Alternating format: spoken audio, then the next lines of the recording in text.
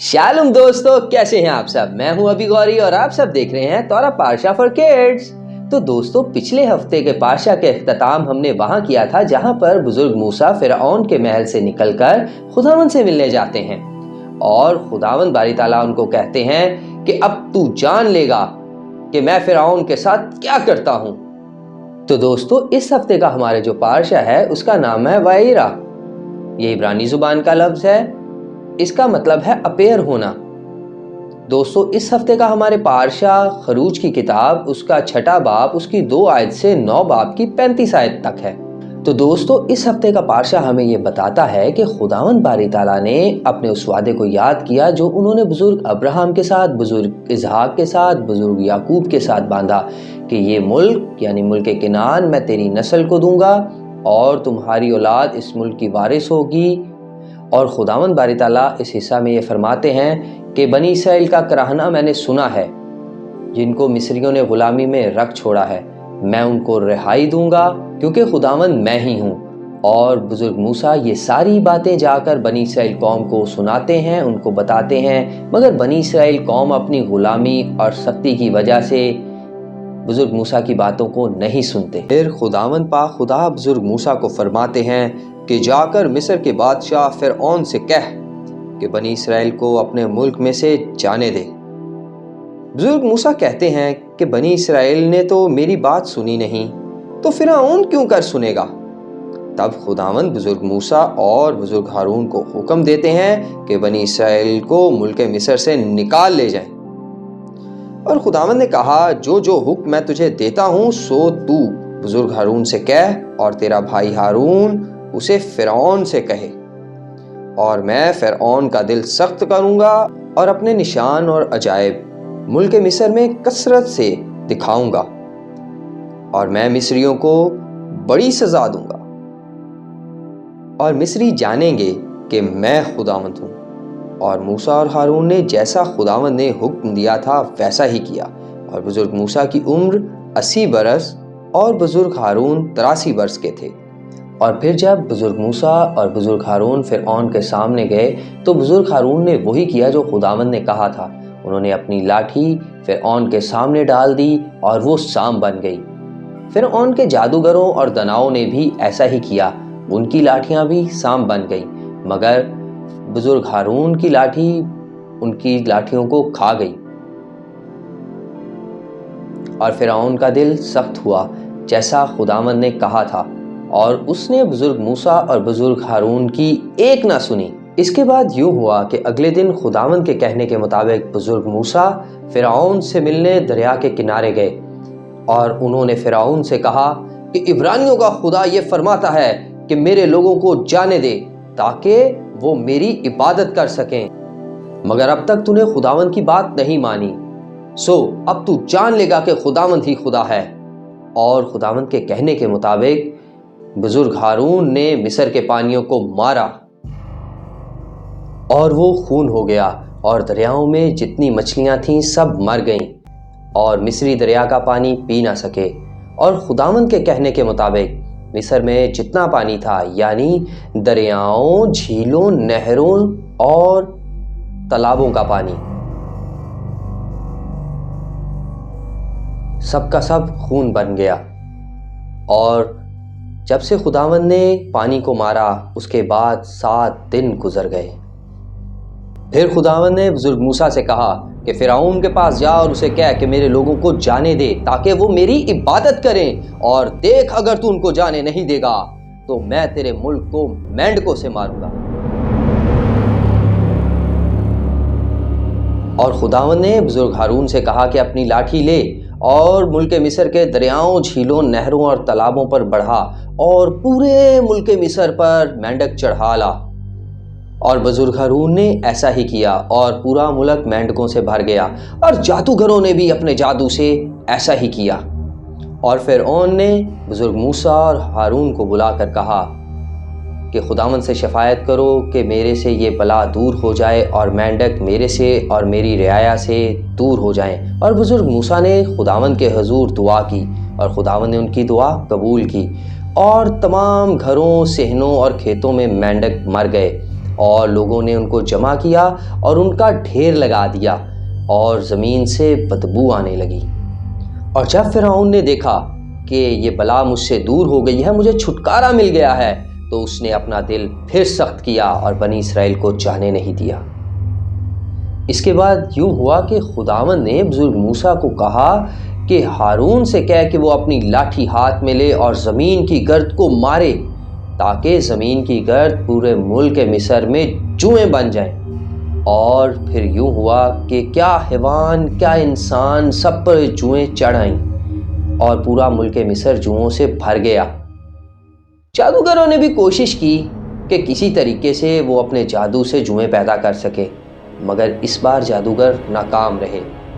جادوگروں نے فرعون کے پاس جا کر اسے کہا کہ یہ کام خدا کا ہے، پر فرعون نے کسی کی ایک نہ سنی۔ تب خداوند نے بزرگ موسیٰ سے کہا کہ پھر فرعون سے ملنے کے لیے دریا کے کنارے جا اور اسے کہہ کہ میرے لوگوں کو جانے دے تاکہ وہ میری عبادت کریں۔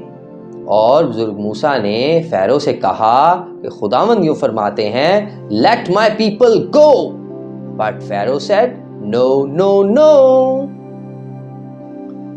اور پھر خداوند نے پورے ملک مصر میں مچھروں کے غول بھیجے، اور اس مرتبہ خداوند نے مصریوں میں اور بنی اسرائیل میں فرق کیا، کیونکہ بنی اسرائیل جشن کے علاقہ میں رہتے تھے اور پورے جشن کے علاقہ میں ایک بھی مچھر نہیں تھا، جبکہ پورا ملک مصر مچھروں سے بھرا پڑا تھا اور مچھروں نے پورے ملک مصر کا ناس کر دیا۔ اور اس مرتبہ فرعون نے بزرگ موسیٰ کو بلا کر کہا کہ جاؤ اور اسی ملک میں اپنے خداوند کے لیے قربانی کرو، مگر بزرگ موسیٰ نے فرعون سے کہا کہ ہم ایسا نہیں کر سکتے، کیونکہ ہمیں جس چیز کی قربانی کرنی ہے مصری اس سے گھن کھاتے ہیں، بس ہم 3 دن کی راہ بیابان میں جا کر اپنے خداوند کے لیے قربانی کریں گے، جیسا وہ ہم کو حکم کرے گا۔ تب فرعون نے کہا ٹھیک ہے، میں جانے دوں گا، بس تم جا کر میرے لیے دعا کرو کہ خداوند ان مچھروں کی بلا کو مجھ سے دور کرے اور میرے ملک کو اس بلا سے خلاصی دے۔ اور بزرگ موسیٰ نے خداوند کے حضور جا کر دعا کی، اور خداوند نے مچھروں کو ملک مصر اور اس کی عوام سے دور کیا، مگر اس مرتبہ بھی فرعون نے اپنا دل سخت کیا اور بنی اسرائیل کو جانے نہ دیا۔ اور پھر خداوند نے بزرگ موسیٰ کو بلایا اور انہیں کہا کہ فرعون کے پاس جا اور اس سے کہہ کہ میرے لوگوں کو جانے دے تاکہ وہ میری عبادت کریں، let my people go۔ اور اگر تو نہیں جانے دے گا تو دیکھ میں تیرے ملک کو پھر ماروں گا، اور جتنے جانور تمہارے کھیتوں میں ہیں، یعنی گھوڑے، گدھے، گائے، بیل، بھیڑ، بکری، سب مر جائیں گے اور بھاری مری پھیل جائے گی۔ اور خداوند نے ایک وقت ٹھہرا دیا، اور خداوند نے کہا کہ کل اسی وقت میں اس ملک میں یہ وبا بھیجوں گا اور تمام جانور مر جائیں گے، اسی سے تم جان لو گے کہ خداوند میں ہی ہوں۔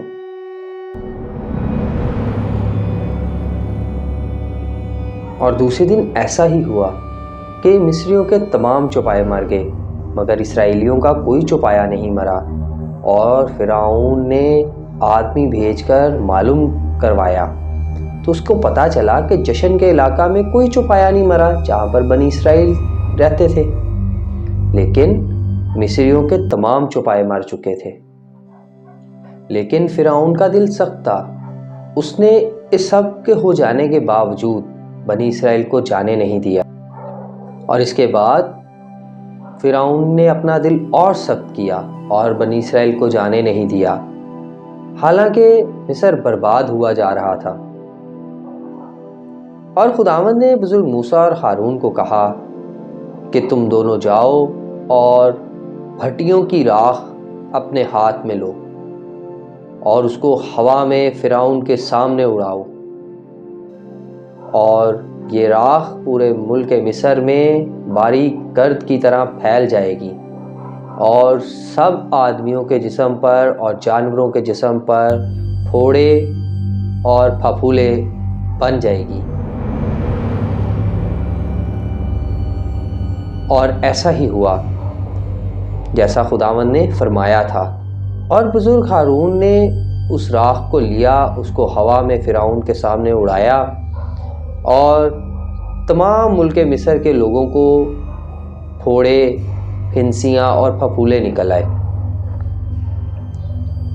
اور جادوگروں کو بھی پھوڑے نکل آئے۔ اسی وجہ سے وہ بزرگ ہارون کے سامنے کھڑے نہ رہ سکے۔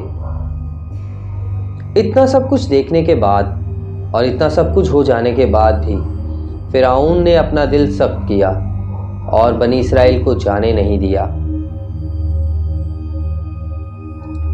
اور خداوند نے بزرگ موسیٰ سے کہا کہ اگلی صبح فرعون کے پاس جا اور اس سے کہہ کہ عبرانیوں کا خدا یوں فرماتا ہے کہ میرے لوگوں کو جانے دے تاکہ وہ میری عبادت کریں، اور اگر تو انہیں جانے نہیں دے گا تو یاد رکھ کہ خداوند میں ہی خدا ہوں، اور میں نے تو ابھی ہاتھ بڑھا کر تجھے چھوا نہیں، ورنہ تو اور تیری رعایا اور تیرا سارا ملک فنا ہو جاتا۔ اور میں نے تجھے فی الحقیقت اس لیے قائم رکھا ہے تاکہ اپنی قوت تجھے دکھا سکوں اور اپنا نام مشہور کر سکوں۔ اور خداوند نے جناب موسیٰ کو کہا کہ فرعون کو کہہ کہ اگر تو ابھی بھی میرے لوگوں کو جانے نہیں دے گا تو دیکھ کل اسی وقت ملک مصر میں اولے برساؤں گا، اور ایسے بڑے اولے جو آج تک ملک مصر کی تاریخ میں کبھی نہیں پڑے، اور کھیتوں میں جو کچھ تمہارے جانور یا چوپائے ہیں ان کو آدمی بھیج کے منگوا لو، کیونکہ جو کچھ باہر ہوگا وہ گھر تک پہنچ نہیں پائے گا۔ اور بہت سے ایسے لوگ فرعون کے دربار میں جو خداوند سے ڈرتے تھے، انہوں نے آدمی بھیج کر اپنے جانوروں کو واپس منگوا لیا، اور خداوند نے جیسا بزرگ موسیٰ کی معرفت فرمایا تھا ویسا ہی ہوا، اور اولے پڑے، اور بہت بہت بڑے اولے پڑے، اور جتنے جانور کھیتوں میں تھے وہ سب مر گئے۔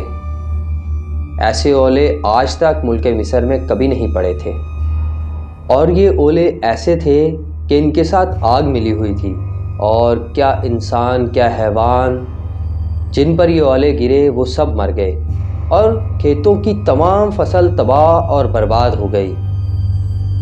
اور اس کے بعد یوں ہوا کہ فرعون نے بزرگ موسیٰ اور ہارون کو بلوایا اور ان سے کہا کہ واقعہ ہی اس دفعہ مجھ سے گناہ ہوا ہے، تم خداوند سے میرے لیے شفاعت کرو، میرے لیے دعا کرو کہ خداوند ان اولوں کو مجھ سے دور کرے، کیونکہ یہ اولے پورے ملک مصر میں برس رہے تھے، مگر جشن کے علاقہ میں کوئی کسی قسم کے اولے نہیں برسے تھے۔ اور بزرگ موسیٰ نے شہر سے باہر نکلتے ہی آسمان کی طرف ہاتھ پھیلائے اور خداوند سے دعا کی، اور آسمان سے بارش بند ہو گئی اور رعد موقوف ہو گیا۔ اس کے باوجود فرعون نے جو کچھ دیکھا، جو کچھ سہا، اس کے باوجود اس کا دل بنی اسرائیل کے لیے نرم نہیں ہوا، بلکہ اس نے اور اس کے نوکروں نے گناہ پہ گناہ کیا اور اپنے دل کو سخت کیا اور بنی اسرائیل کو جانے نہیں دیا۔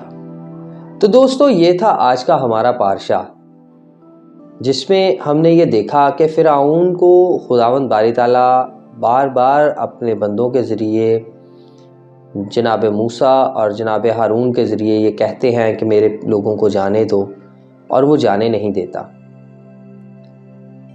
دوستو، خداوند باری تعالیٰ ہمیں بھی اپنے خادموں کے ذریعے، اپنے لوگوں کے ذریعے، اپنے کلام کے ذریعے بار بار توراہ کی طرف آنے کی ہدایت کرتے ہیں، اور ہم فرعون کی طرح اپنا دل سخت کیے بیٹھے ہیں، ہم اپنا دل نرم نہیں کرتے۔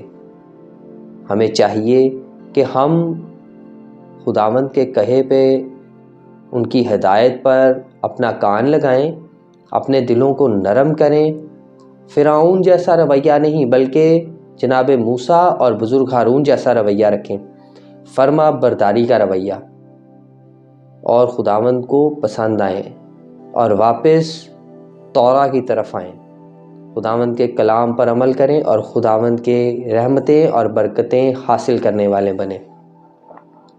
تو دوستو یہ تھی آج کی پارشا کی ویڈیو۔ پھر ملاقات ہوگی ایک نئی ویڈیو کے ساتھ، ایک نئے پارشا کے ساتھ، تب تک کے لیے دیں مجھے اجازت۔ شالوم۔